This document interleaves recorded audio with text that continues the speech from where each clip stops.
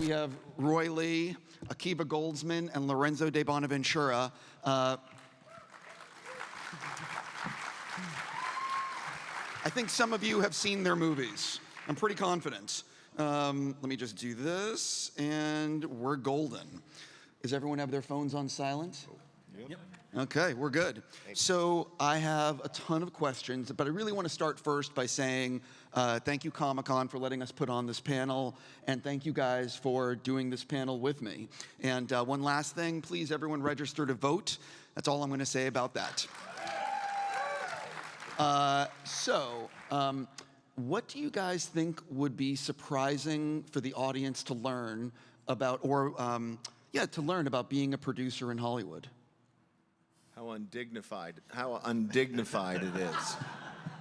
There is this weird perception out there that somehow we pull all the strings, and we pull a few of them, but it actually is a very tough profession because you have stars, you have a lot of people that gain more ground, if you would, and more the studios, the buyers, they care more about them.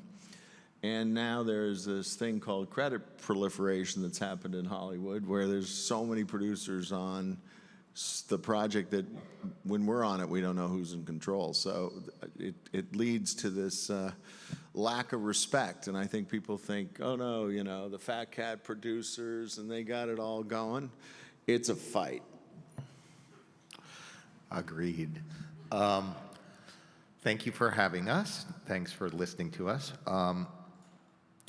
When I graduated college, there was a guy named Paul Schiff. You remember Paul Schiff? And Paul had produced My Cousin Vinny, and he had gone to college where I had gone to college. And so it was a few years later, and I went out and I wanted to be in Hollywood, and he took me out to lunch, and I said, tell me how to be a producer. How do you produce a movie? And he said, well, there's no one way. And I thought, well, fuck you. Do you know what I mean? Like, obviously there's a way, and you won't tell me. And you know, and 3 decades on, I realized he's right, that each one is unique, and so therefore each producing job is unique. It is oddly without a job description, and I don't know how to do what these two folks do, because I'm a writer-producer, so I get to go in and actually sort of typically establish the bona fides on the page first.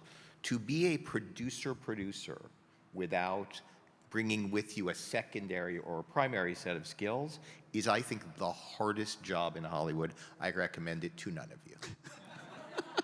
Yeah, I was going to actually say that you don't actually have to go to film school or have any type of film education to become a producer. It's just sort of like having good taste and knowing how to interact with people, and that's all you need. Next time, a little closer to the mic. Okay. Have any of you guys been to my Directors on Directing panels? Yeah! Okay. So you know what's about to happen. We have the first fan question comes from Erica Lee. Hi, Comic-Con. My question for the panel is, you know, what's the project that got away? What's the one thing you passed on that you wish you hadn't? Erica has produced a number of things like John Wick and, you know, those kind of movies. Go first. Think about this for a second. I've never passed on anything that's good.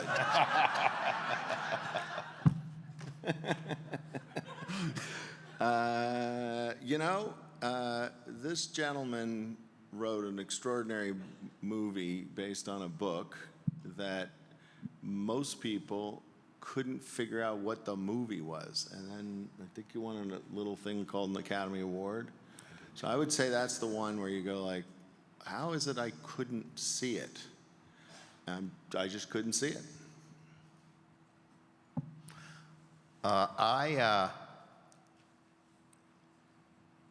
God, we just failed at Dark Tower. You know, it's not that it got away. We just failed at it. Like, we tried to put the pieces together. We couldn't hang on. It kept shifting. Everybody had a different point of view.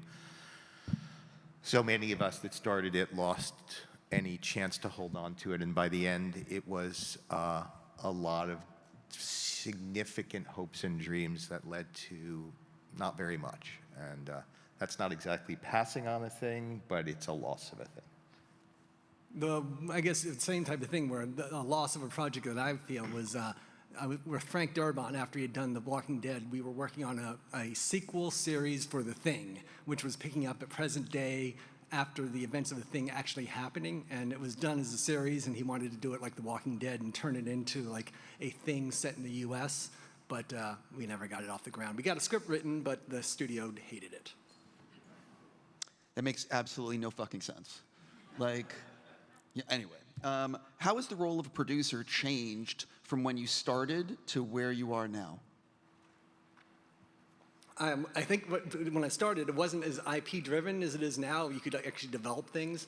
Now it's sort of hard to get the studios to do long-term development of like taking an original idea, cultivating it, and making it into a movie, whereas before we could do it.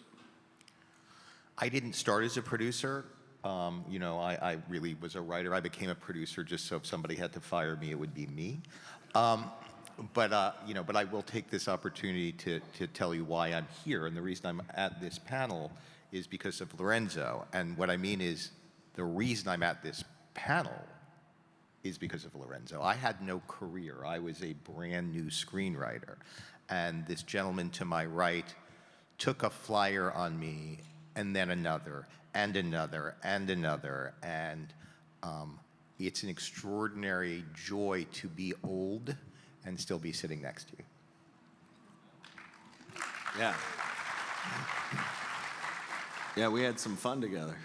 I would say the biggest difference is that the relationship between the buyer and the producer has shifted quite a bit. And the studio, when I say studio, I mean the buyers, so streamers. But back at that time, there were no streamers, so there was a symbiotic relationship between the studio and the producer. The producer's job was to protect the studio. And I think with the corporatization of the studios, they've become less and less trusting of partners and more judgmental of what we do. And one of the interesting things is our job is to make the star feel good, the director feel good, and the studio feel good.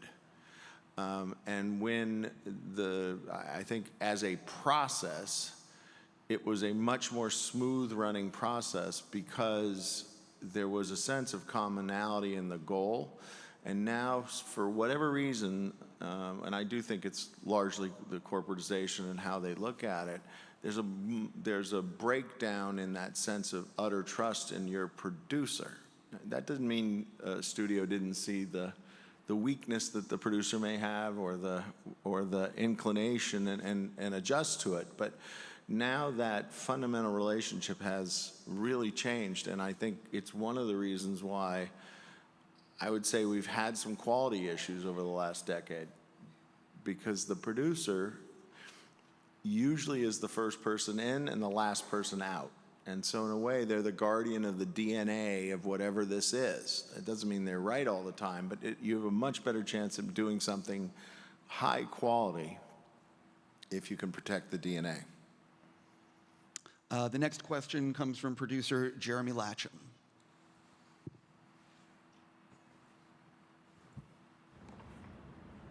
If you could reshoot one scene from any film that you've made, what would it be, and what would be the reason for reshooting it? Is it to make the film funnier, more exciting, more emotional? What one moment from any of the films you guys have made would you redo if you could? For me, it's a recent movie called Barbarian, which turned out really well. And I loved how it turned out, but the last shot of the movie, which was, I don't know if many of you have seen this movie, Barbarian, it was like a scene where we threw the main character off a big building and the monster jumped after her. We just actually ran out of time, had to shoot everything in one day, which for that one, we needed more time, and I just wish we had a little bit more time to reshoot that scene. I have only once in my career found that one single scene mattered. The movie either is fundamentally working or not working in the DNA. The one time was, of course, Deep Blue Sea. where we made a movie and then the audience came back and told us we had kept the wrong person alive. And so without actually the actress returning, long before the days of AI, we killed her, rescued LL Cool J, and the scores went up 20 points.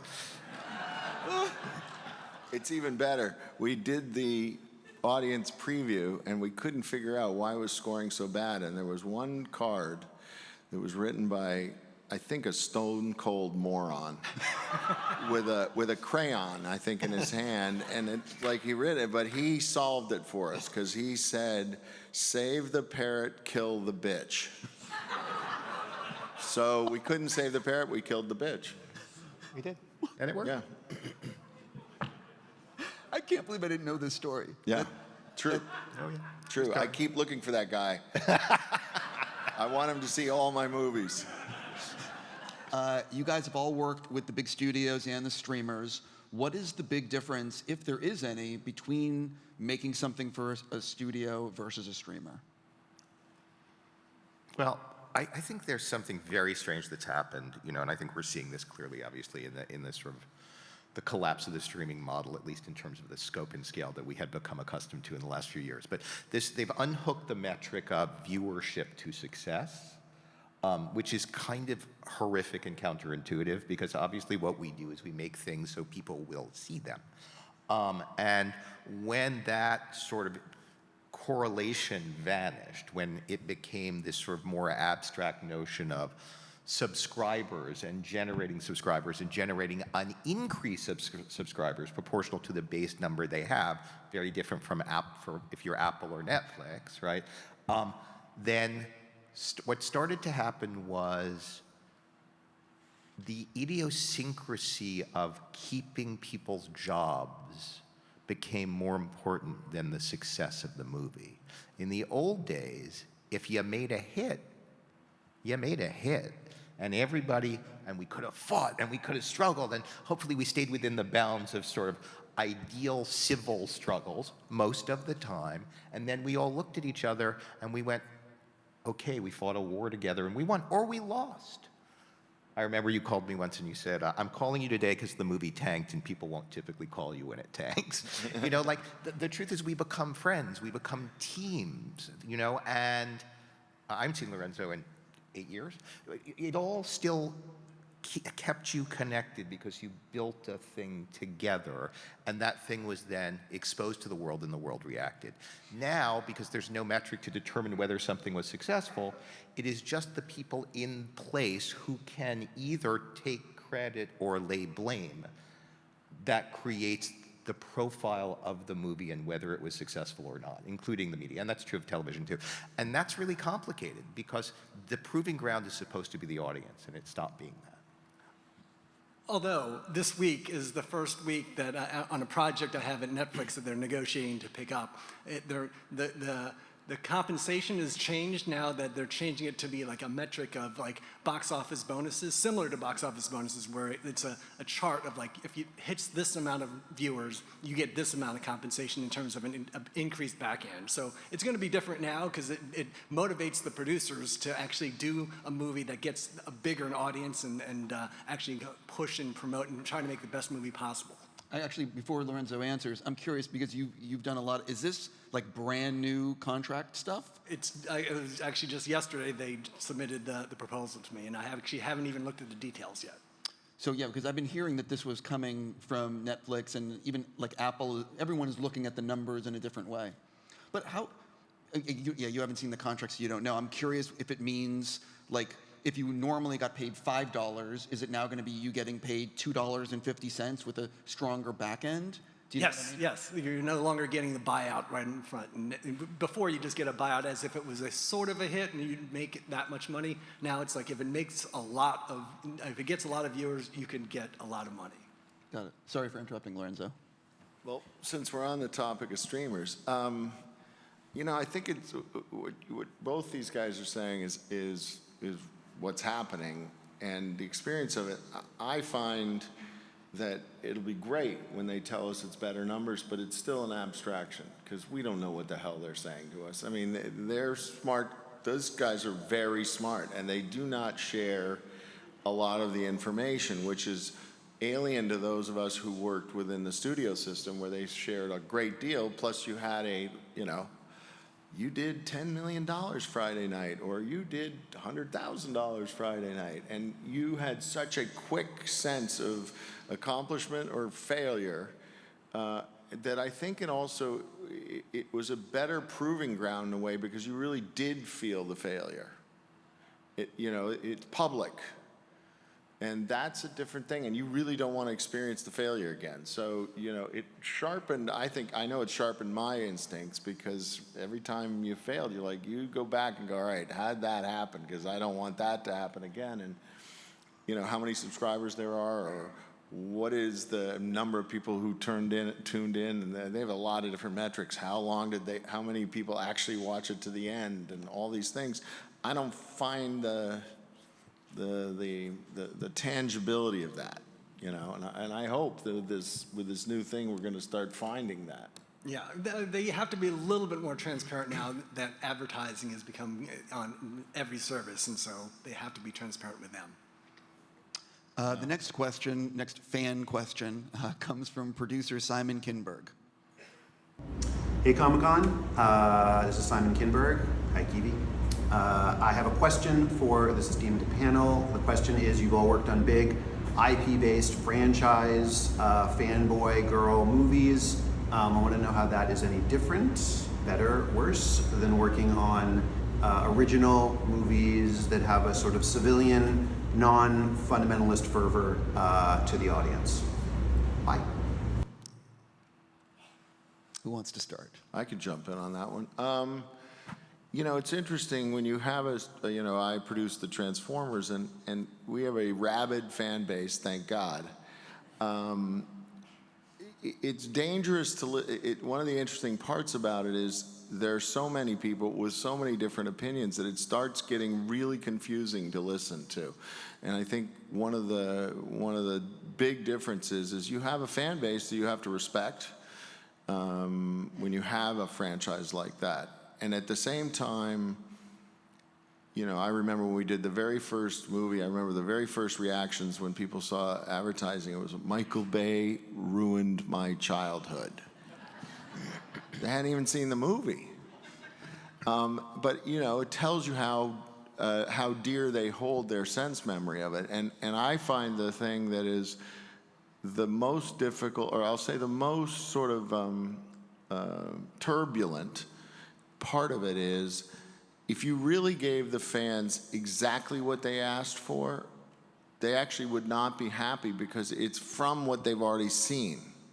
So our job is to try to hold on to their sense memory, but move it forward. The robots are a great example. It's like, did you really want, a lot of people said this to us, don't change the robots from the animated TV show.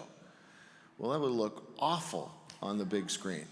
It would have looked awful. So moving that design forward created a lot of flack and pleased a lot of people. And I think that's where franchises, in particular, big IP, they come with this, all right, it's how do we balance those two things?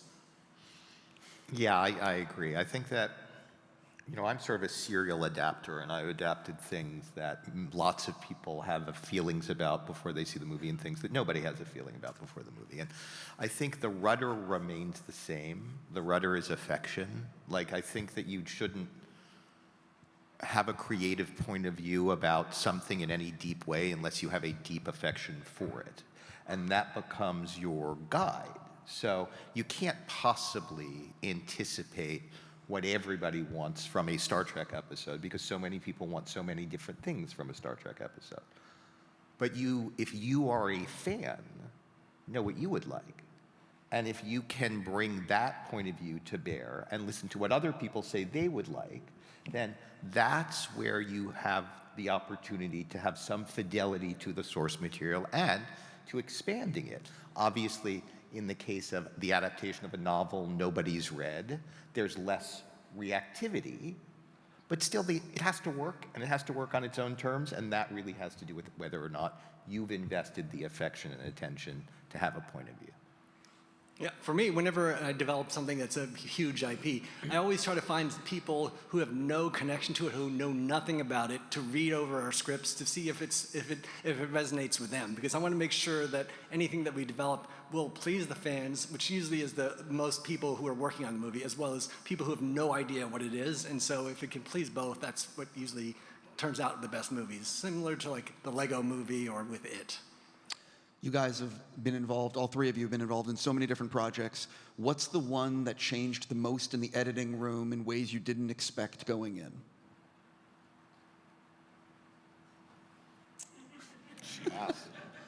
What didn't? That's an interesting question.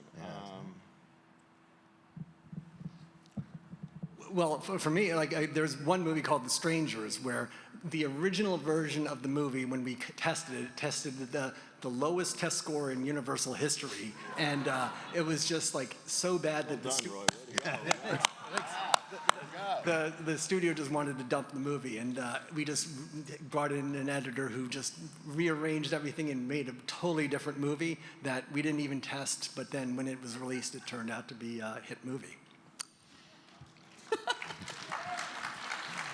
I mean, I guess now sort of almost now infamously for me, it's I Am Legend. You know, because we made a movie that, although wildly iterative from the Matheson novel, was very much sort of had fidelity to the source material's message, which is, you know, we are the monsters, right? We have become. And we made that movie, and everybody in the test audience went, well, first, don't kill the dog, and then never more walkouts, by the way. You can kill the entire population of the Earth, one dog. So we shot, you know, this ending, you know, which is now sort of available out there, which is sort of fun, which is what's now called the alternative cut, which was the original cut, where, you know, Will lives, but mankind is doomed, and everybody in the test audience said, no, no, no, no. So we went and reshot an ending where, weirdly, Will dies, but mankind is saved. That was considered the happier ending. And, you know, it was a very different message than the movie we set out to make. But we did it willingly with crass commercialism in mind. So it goes. I think it was Under Siege, actually, because the original script was very, very well written and very good script, but the tone of it was very different than the tone of what the movie became. You know, the movie became, you know, we had Gary Busey running around in drag and Playboy bunnies jumping out of cakes, and, you know, we had all this kind of crazy stuff that really, at first, we were very timid about including it in the movie, and it kind of worked. It was good, and then you started letting all that color go in, and it completely changed the experience of it. So that I think the original cut probably would have been successful, but it would not have been what it was, and it was all about tone, and which I think we often found that the balance of the tone, particularly particularly in these really big movies, because whether it's talking apes or talking robots, or you think about it on a certain level, they're absurd. But your job is to make them feel as real, et cetera. So that's the tone question, you know. And in Under Siege, it's supposed to be like, okay, we got to stop the madman from blowing up Hawaii. Yeah, but let's have some fun with the guy running around with the fake boobs and dress. Gary Busey looked truly absurd, you know. And I remember showing it to the studio the first time with all that in there, because they didn't really know that we shot that as we were going along. And there was a lot of shock. And then, you know, eventually it became a really big hit, in part because of that. Is there a project for all three of you that you have been trying to push up the hill for a very long time, and for some reason no one will finance it? I mean, how many projects would be the answer back on that one? But is there one that, like, if you could get the financing tomorrow, this is the one you'd make? Yeah. I have one called Arcadia. It's a kind of a throwback movie to what I think people originally fell in love with sci-fi, where it has really thoughtful subject matter, really spare world. You know, you go back to the early Mad Max kind of feel, where it's just the real simplistic elements, and then what is the moral of the story. So it's not uncommercial, but it doesn't fit in the box. So that's one I would love to do, and we've been trying for about 10 years now, so probably take another 10. Oh, too many to count. There's not one? Well, there's the ones that I would love to make, but it's just difficult, and you'll understand why after I explain it. It's a project called Kurtz, which I thought that Heart of Darkness was in public domain, which it is, and so we had a script written that was Colonel Kurtz in Vietnam. It's sort of the origins of Apocalypse Now with Colonel Kurtz, and it was like a English language apocalypto, and it turns out because Francis Ford Coppola had created the version of Kurtz that was in Vietnam, we would have to get his rights in order to do it, and he wanted a lot of money just to do it, and it was just impossible to get the clearance to do it. We have another fan question. This one is from producer Alex Kurtzman. Hey, Comic-Con, it's Kelly McCormick. Quick question for Roy, Lorenzo, and Akiva. How are you guys doing today? IP, it's about IP. You guys have connected to some of those amazing IP. You've made incredible films that have lasted for generations. How have you done it? That's the question. How have you appeased the fans? How have you allowed for filmmaker originality? And also, what is your craziest courtship and negotiation to attach to some of that IP? Thanks, guys.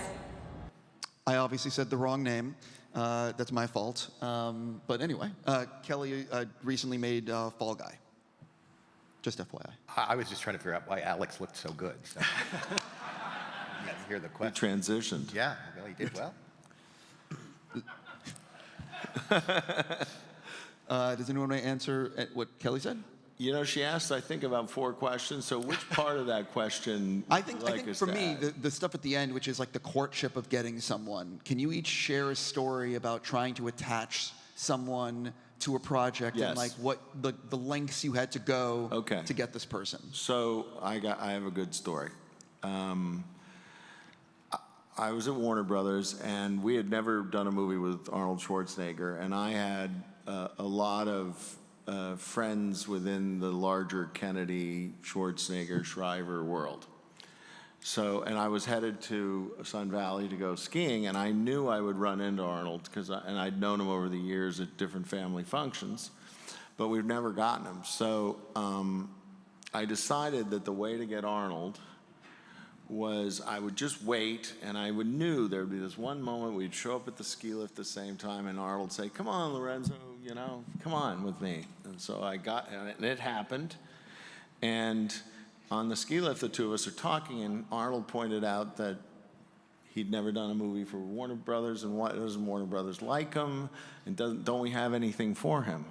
And at that point, I unzipped my ski suit, and I reached in, and I pulled out the script and said, "Here, Arnold, this is the one we want to do." He has a great sense of humor, so of course he laughed, and then he ended up doing the movie. It was called Eraser. That's great. How long? I just have to do the follow-up. How long were you standing there waiting for him? Well, I was probably the 3rd day skiing, so it was probably the script was getting beat up. You know, I didn't have the foresight to remember to bring a new one each day, you know.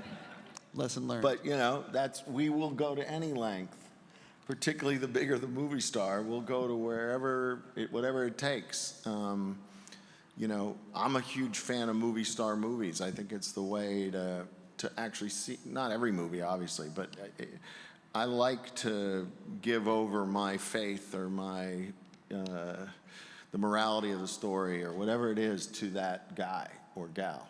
So I'll go to just about any length. I was being asked to work on The Client, which was a movie that Joel Schumacher was directing. I had never done much of anything,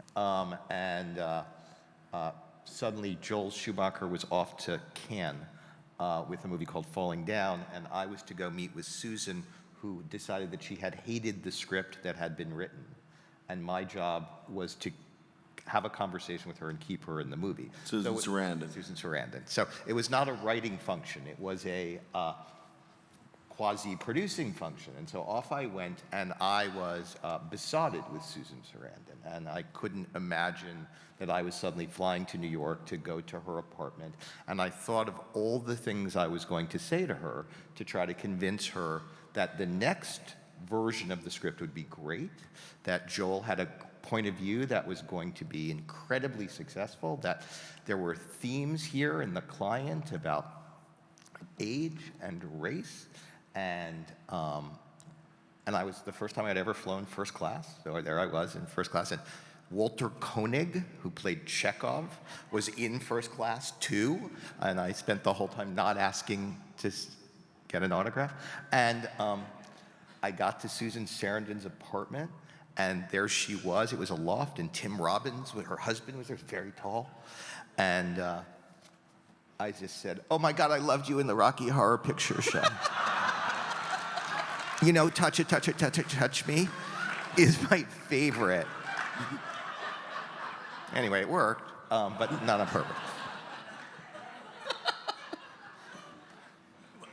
Well, for me, I've been, like, it's not a actor, but Stephen King is one of my favorite authors, and I had been chasing him for years, or chasing the project The Long Walk, because like for over 20 years I was asking. At first he had no idea who I was. I would just send him letters or just talk to his assistant and just see if there's any way I get The Long Walk, and always got a no for 20 years. And even after it, he finally said anything that he had that was available I could do, and unfortunately The Long Walk was with Frank Darabont, and then it was with various other directors and producers, and it was only about a year ago that the rights became available, and I got a call saying, "Do you want to try to do The Long Walk?" And I actually just flew yesterday back from the set, which we just started the first week of production of The Long Walk.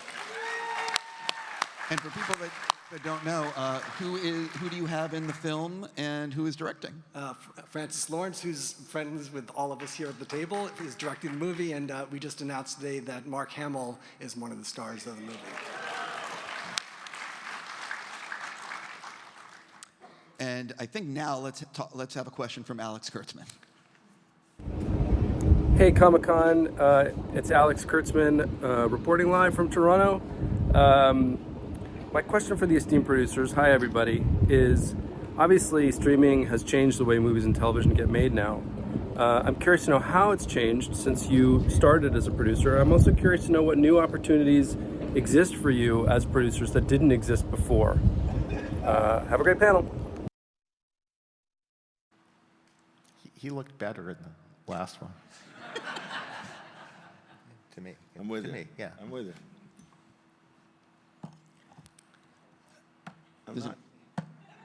How did it change? I think I'll say the biggest change, I think, what's happened in terms of the support you get as a producer, there's less support now because the education system for the executives growing up and producers, junior producers, has diminished. And so you would always turn to a studio and go, all right, they're gonna know the answer here. And we're constantly now being put in the position of being the ones who are trying to provide the answer. And then the difficulty of that is twofold. One is we don't know it all, and we're counting on some other people to help us and have that perspective. But also, if their training is such that they don't understand the situation, and try moving that battleship when they understand where they're going. When they don't understand where they're going, it's nearly impossible. Yeah, this is really significant, and I think there's sort of I would sort of tease out two pieces of that. First, the one Lorenzo said, which is we used to sort of survive by inheriting institutional memory. You know, there would be sort of systems in place, and they were tried and true, and they were studio systems, and they were calcified and intransigent, and also predictable and reliable. And they afforded you guardrails that sometimes were, you know, terrible because they were guardrails, but often safe. And when I say safe, I mean so you didn't kill yourself and the other people on the road. So fundamentally, those systems have collapsed. The institutional memory is gone. And at the same time, and this is the very strange part which some of you will really understand, we've gotten old. And when you get old, you are suddenly one of the people who's supposed to have the answers. And it's great, but the folks who were older than us, who had the answers, and the institutions that held on to that knowledge have kind of, in large part, fallen away. So we're sage old people who are at least 2/3 of the time faking it, which is great when it works, but terrible when there's actually no one to look to say, what do we do now? I don't have anything else to add to that. Sure. So I have some individual questions. Roy doesn't want to piss off any executive. He doesn't. I have some individual questions for you guys. Let's, Akiva, we're going to start with you. Okay. There's been a lot of talk about a Schumacher cut of Batman Forever. Yes, there has. Does it exist? Have you seen it? Yes, it does. Yes, I have. Yeah, I mean, does it exist? So there's a preview called Preview 1, which Joel previewed, ergo the name. And it was most of the material that is available put back together. I mean, you know, there's not a lot out there that folks haven't seen, you know, that you couldn't cobble. I did talk to Warner's. This is one administration ago, and they found the cut. I sort of, my fantasy was to try to resurrect it as a sort of celebration of Joel after he died.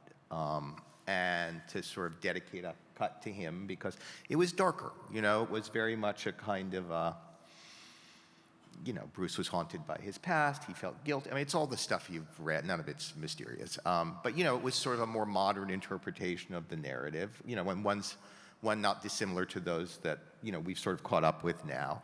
I've seen it, it was put back together. There's some visual effects that need to be finished. There would be some music that would have to be, if not rescored, rewritten, then cloned and moved around. The whole soup to nuts was about $1 million. They were on the verge of doing it, and then Warner's got sold again.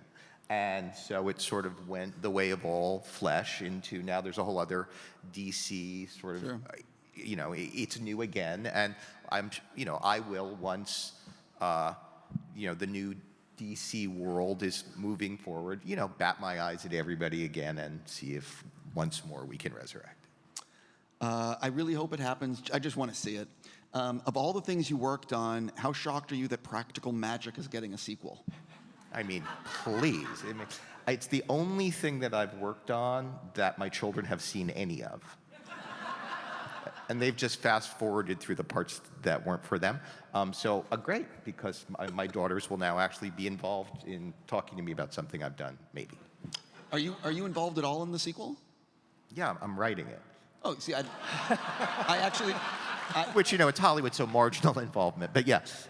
Well, you see, that's the thing. Like, I did not... So Yeah. where are you writing it right now? No, I'm writing Constantine right now, and if I don't leave now and finish it, Lorenzo will hit me. Yeah, we're going to get into that in about a second. Last thing for you, Akiva. I'm a big fan of Strange New Worlds, Star Trek. What can you tease about the upcoming season?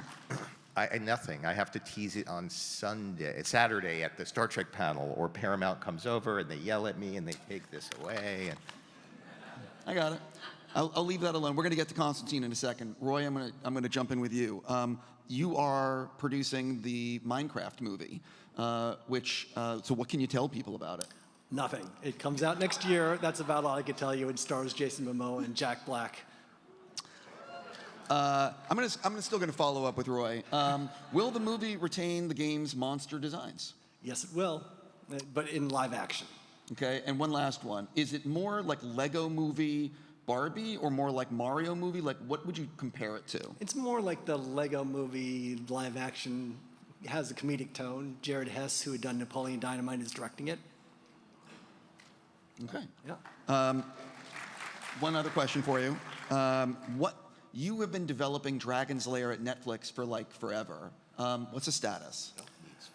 Status has changed a lot because originally it was going to be one of the movies that was going to be sort of like a choose your own adventure. They had that Black Mirror episode where you could decide the fate of the characters, and that's the way we had originally developed it. And we had a 400-page script, and because you could do different directions and go different ways with and Ryan Reynolds was going to play Dirk the Daring, but they pulled the plug on that format, and now we're reconfiguring it as a straight linear movie.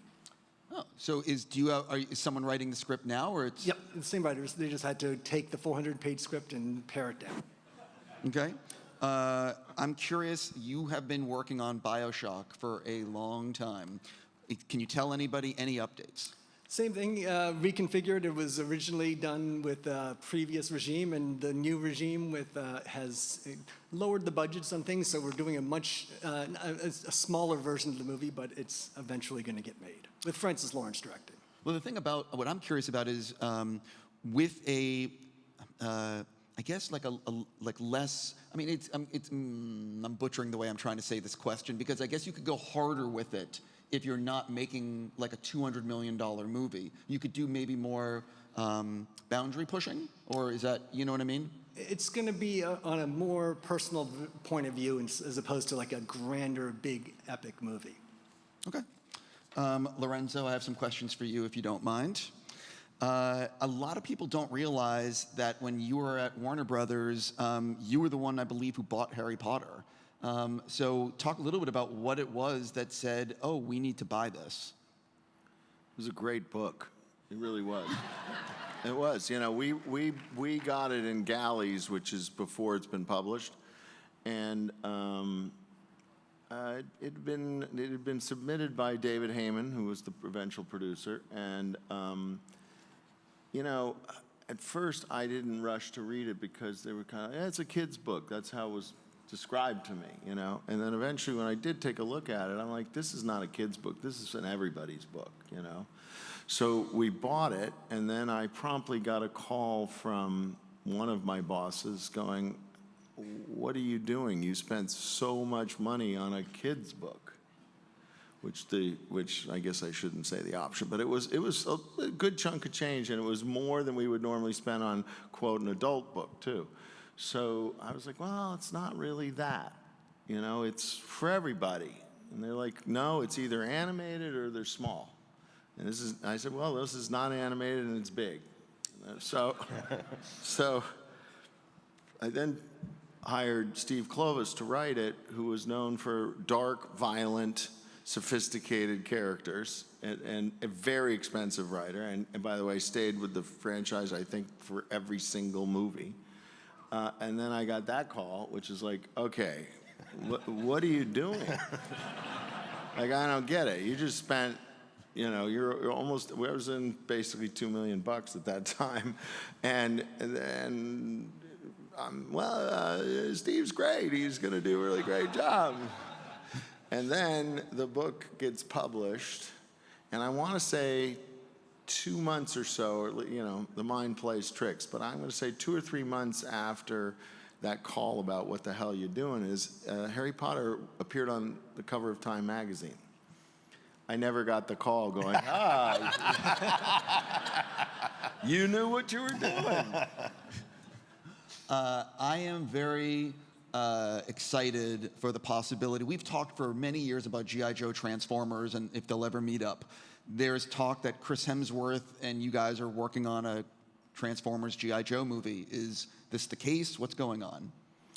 We are definitely in the process of figuring out how to integrate G.I. Joe and Transformers. And we're in the creative process. We really have not discovered the key to that yet, because one of the difficulties with it is, and those of us who have worked on these kinds of movies, there's so many characters that you feel you have to service, and when you do that, you never really deliver any good characters. And so the trick here is to figure out how do you combine these two worlds with the least number of people in a way, or robots? And that's where it's a big trick that we're trying to figure out. And so we're working away at that. We do intend to bring back G.I. Joe standalone.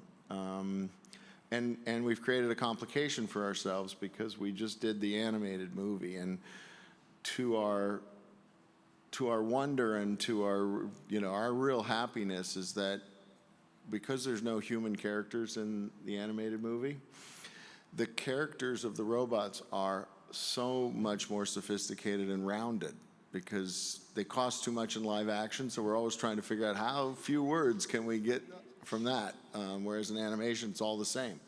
And so we've set a third problem for ourselves here, which is now you gotta really, I think the audience will be disappointed if we return to the same level of characterization we've had up to now.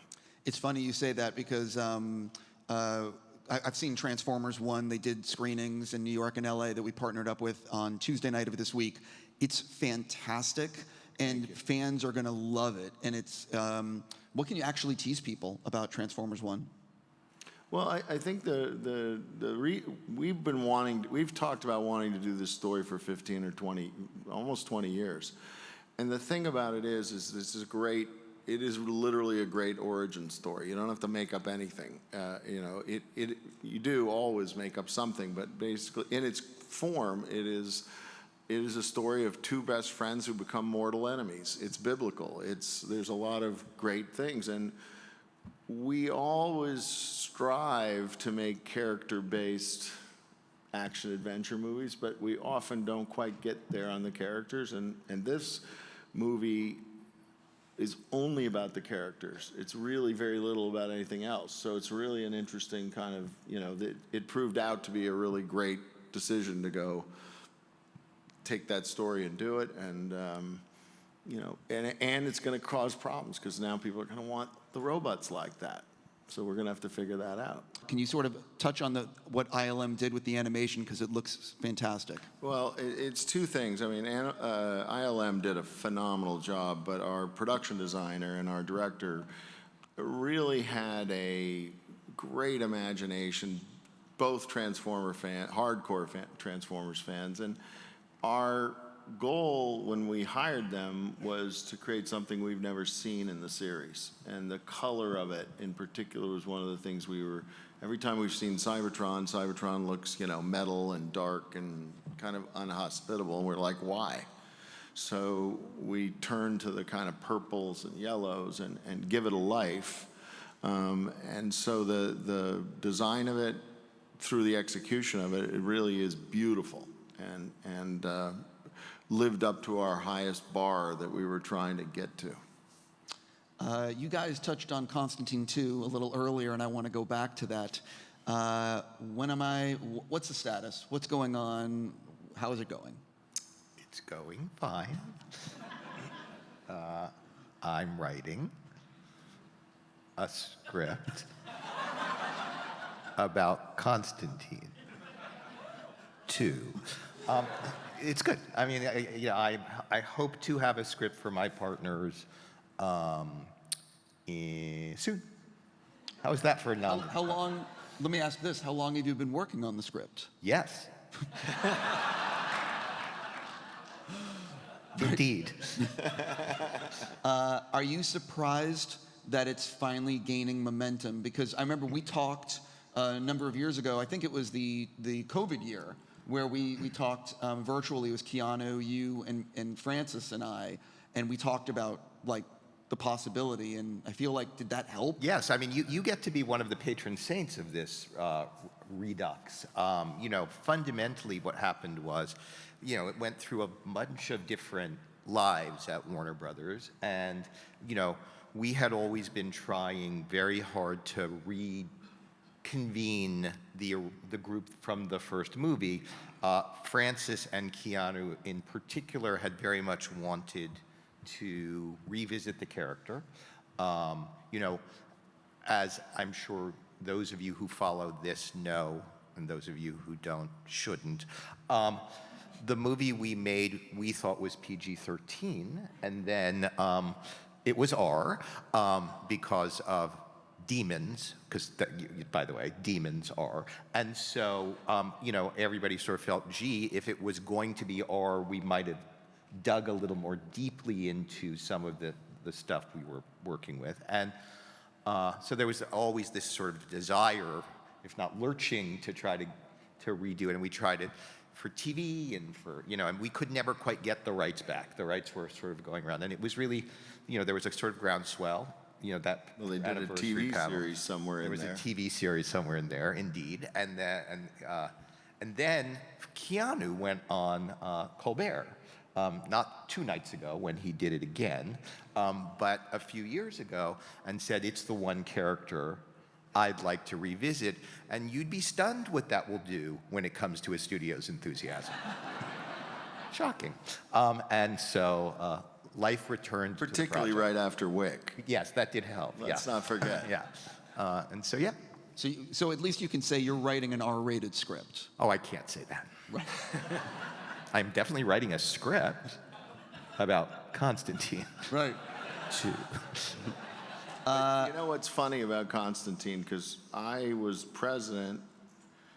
I put you on Constantine, Yes, right? I did. Okay. So I was trying to get it greenlit. Then I ended up becoming one of the producers as I left the studio. And our boss was an ardent anti-smoker, and he was absolutely against this movie because he's his character. So there are funny things that get movies made, and this is what happened is I went to him and said, this is an anti-smoking movie. And he said, what do you mean? I said, he gets cancer. It got greenlit.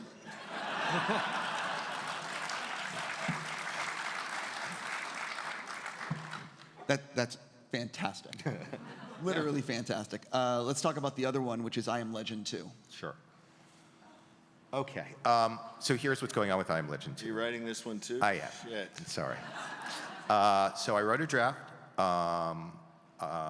You know, it's the idea is both Michael B. Jordan and Will Smith. I wrote a draft. That draft, on behest of Four Warners, put me and Will and Mike and our producing partners in a room where we spent a week doing the really fun stuff of talking story. I wrote another draft based on that week, and I imagine there will be some very good news shortly. How's that? Oh, so we're close. Next meeting's only going to be 3 days, not a week. Right. That's interesting. And the thing is, you guys, I believe, if I'm not mistaken, it's you're posing to the audience that obviously Will did not die at the end of the film. So we're sequelizing the alternate cut, right? The one that we were talking about earlier, where Will lives and things didn't go so well for humanity. Yeah, what's interesting about both of these projects is how, and both are going to play, I would imagine, with the real use of time for these characters. So what's happened with Constantine over the 20 years, and what's happened with in the world of I Am Legend over those decades. Yeah, and I will tell you something about Legend, which is sort of something to put in. It's counterintuitive what happens to New York after 30 years. Because you imagine a post-apocalyptic scenario, but if you actually do research about what happens to cities, it's pretty much the opposite. The world returns, and it returns in a way that is kind of spectacular. So that's a really exciting playground for all of us, because it's not what you imagine. It's not your father's I Am Legend, I guess. I think that's Trump's version of it, isn't it? Just remember what I said at the beginning of the panel. I really encourage everyone to vote and register to vote. However you choose to vote, but please register to vote because it's really, really important. This is going to probably be my last. Oh, actually, wait a minute. We have one more question from Brad Furman, the director. Hey, Comic-Con, it's Brad Furman here. The recently late but amazingly inspiring Al Ruddy once told me that the actor you get to star in your movie is actually the one you were meant to have. And I have not only argued with him, but wrestled with that question many times. Akiva, Lorenzo, Roy, you guys have made so many classic, super cool films. I'm wondering if you feel that's actually true, or if many times you settled for less, having to get an actor, you don't have to disclose who, that ultimately you felt triggered the financing to get the movie made. Whatever the case may be, we would all love to hear your stories, and if you agree or not with Mr. Reddy. All right, let us know. Thanks so much. What was the question? Do you get the first choice as an actor very often, or do you, and when you haven't gotten it and you've compromised, how did you feel about it? Did I understand that right? Is that right? So I think also like Al was saying something to the effect of that the actor you get was the one you were always meant to get. Yeah, when the movie works. That was perfectly said. But you know what? I have a funny story. When we made the movie Red, we got literally the first choice for every one of those roles, except one, because Malkovich was unavailable. So the studio came to us and said, John C. Reilly is the guy that will get this movie made. So I brought John C. into Perfect Storm. So I've known him for a long time. He commits. Movie's a greenlit movie. 3 weeks before we're starting, John C. Reilly says, no, I'm out. Studio goes, uh-oh. Like, now what are we going to do? The guy that they thought was going to, because he'd just done Step Brothers, I think. So he was the guy who was going to get the young males because of the comedy. And we had this horrible experience where the movie starts falling apart, and they were saying, finally they said, well, who would you want to go to? And we were like, well, we always wanted John Malkovich, and John Malkovich had a movie fall apart and now came back into it. So I both hate John C. Reilly for putting us through it and love him for getting us Malkovich. I used to have a headline. It was a Hollywood Reporter article announcing the Tom Cruise Robert Redford pairing of director and star of A Beautiful Mind, with no writer, by the way.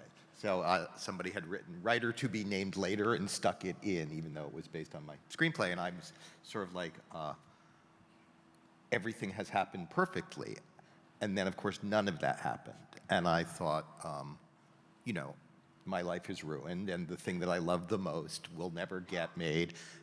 And with all due respect to Robert Redford and to Tom Cruise, you know, Ron Howard and Russell Crowe were the people who were supposed to make that movie. So sometimes it does find its way.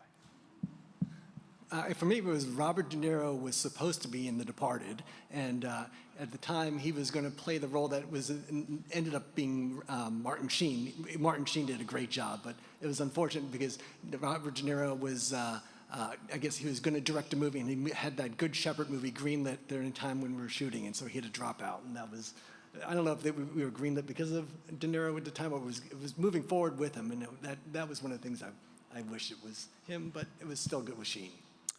Good Shepherd's a really good movie, actually, if you guys haven't seen it. On that note, ladies and gentlemen, we have to stop this panel, and I just want to say thank you to Lorenzo, Akiva, and Roy for sharing stories. And thank you all so much for coming out today. Have a fantastic Comic-Con.